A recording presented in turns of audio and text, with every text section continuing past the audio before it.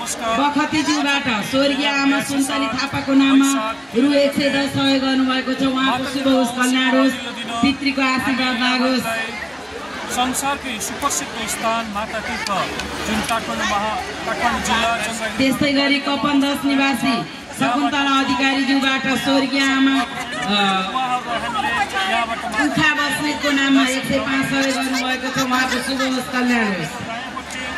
त्यस्तै गरी निजगढ निवासी जमुना कार्की ज्यूबाट स्वर्गीय आमा विष्णुमाया पौडेलको नाममा 105 सहयोग गर्नुभएको छ। उहाँको शुभ होस्, कल्याण होस्। त्यस्तै थानकोट 4 निवासी हिरादेवी सुवेदी ज्यूबाट स्वर्गीय आमा पद्म कुमारी शर्माको नाममा 105 सहयोग गर्नुभएको छ। उहाँको शुभ होस्, कल्याण होस्। त्यस्तै सिन्धुपाल्चोक निवासी टिकामाया थामीज्यूबाट स्वर्गीय आमा फुलमाया थामीको नाममा 110 सहयोग गर्नुभएको छ। उहाँको शुभ होस्, कल्याण होस्, पितृको आशीर्वाद प्राप्त होस्। त्यस्तै 12 विशेष सिन्धुपाल्चोक निवासी कान्छी थामीज्यूबाट स्वर्गीय आमा गोस्वामी थामीको नाममा रु 110 सहयोग गर्नुभएको छ। उहाँको शुभ होस्, कल्याण होस्।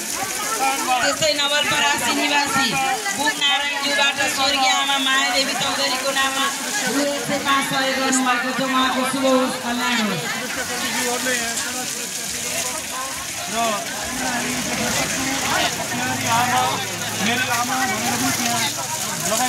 लगाइएको छ।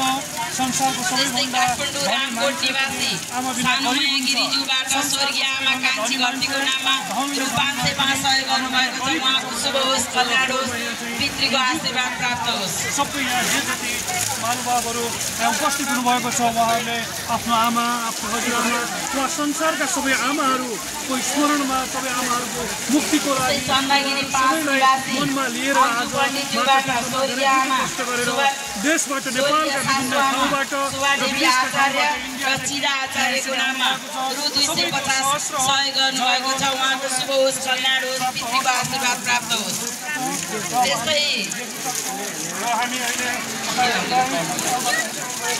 त्यस्तै पशुपति कार्कीज्यूबाट स्वर्गीय आमा सरस्वती राखिएको छ। शब्द फरक छ, भावना एउटै छ। आमा भन्नुहोस् या भगवान, महत्त्व एउटै छ। शब्द फरक छ, भावना एउटै छ। आमा भन्नुहोस् या भगवान, महत्त्व एउटै छ। यसरी बोर्ड राखिएको छ। यहाँ एउटा बोर्डमा आमाले कसरी आफ्नो दिदीहरू कहाँबाट दार्जिलिङबाट आउनुभएको?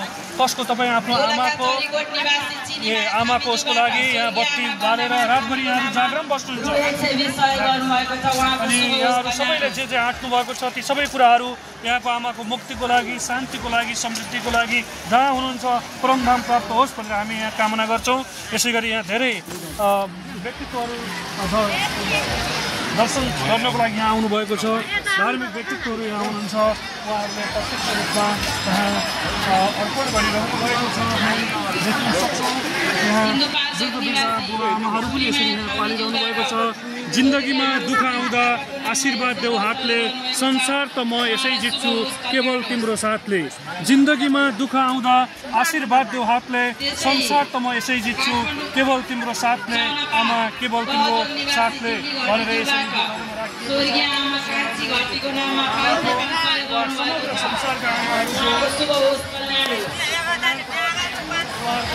प्राप्त होस्, स्वर्गवास प्राप्त होस् भनेर यसरी दियोमा उहाँहरू लागिरहनु भएको छ, पुरिरहनु भएको छ। र भुइँमा एकदम रातभरि भुइँमै रहने हिसाबले उहाँहरूले यसरी निष्ठापूर्वक आफ्नो व्रत, आफ्नो परम्परा गर्नुभएको छ। र मैले दायाँपट्टि देखाइरहेको छु यहाँ माता तीर्थको कुण्ड पनि रहिरहेको छ। एकदम सुप्रसिद्ध माता तीर्थ, यसमा रहेको पवित्र हामी जल पनि देखिरहेका छौँ। र अहिले त्यो माता तीर्थमा हामीले ध्वनि देखिरहेका छौँ। तपाईँ देख्नुहुन्छ वरिपरि कुनै पनि ठाउँ खाली छैन। आयोजकले राम्रो प्रबन्ध गरिरहनु भएको छ।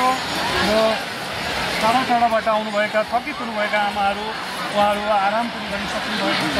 र उहाँहरू कति कष्टपूर्वक आएर आफै आएर र आफ्ना माताहरू, आफ्ना आमाहरू, जन्मदिने आमाहरूको उहाँहरूको परमधामको लागि, उहाँहरूको शान्तिको लागि, उहाँले यति कष्ट गरिरहनु हजुर 5 खालबाट आउनुभयो कसको आमाको लागि आउनुभएको को आउनुभएको छ यहाँ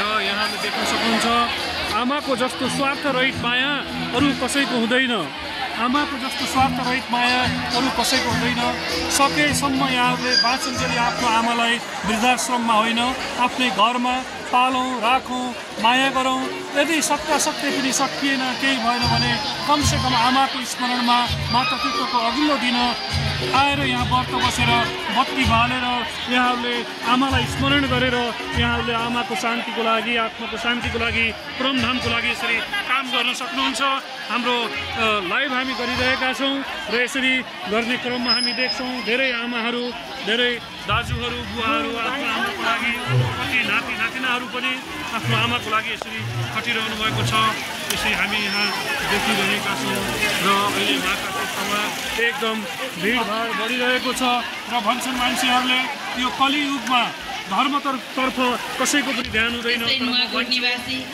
सबैको ध्यान धर्मतर्फ हुन्छ आस्थातर्फ हुन्छ यसरी हामी देखिरहेका छौँ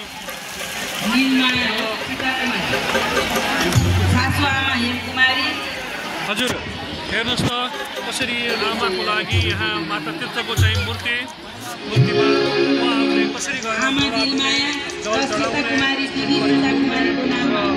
चढाइरहनु भएको छ बत्ती बालिरहनु भएको छ आफ्नो आमाको सम्झनामा दक्षिणा चढाउनु भएको छ साडी लगाइदिनु भएको छ फुलमाला लगाइदिनु भएको छ यसरी यहाँ पूजा मन्दिरमा भइरहेको छ यो माता तीर्थको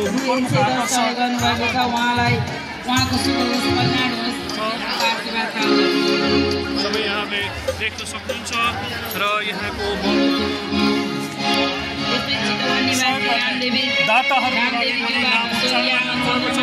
धेरै धार्मिक व्यक्तित्वहरूले यहाँ चाहिँ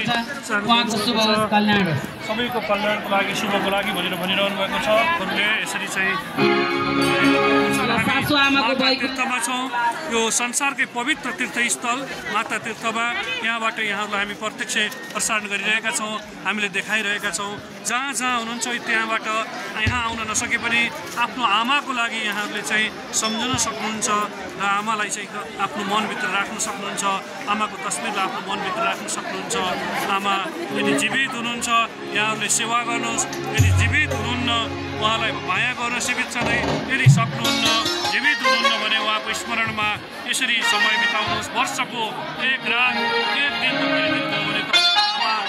तपाईँको लागि गरेको वास्तविक उहाँले गरेको योगदान उहाँले गरेको माया निस्वार्थ माया त्यसले केही न केही आउँदैछ जय होस् सर्वे भवन्तु सुखिनः सर्वे सन्तु निरामये सर्वे भद्राणि पश्यन्तु मा कश्चित् दुःखभाग् भवेत् जय ओम शान्ति ओम शान्ति ओम शान्ति माता तीर्थ चन्द्रगिरी काठमाडौँ नेपाल।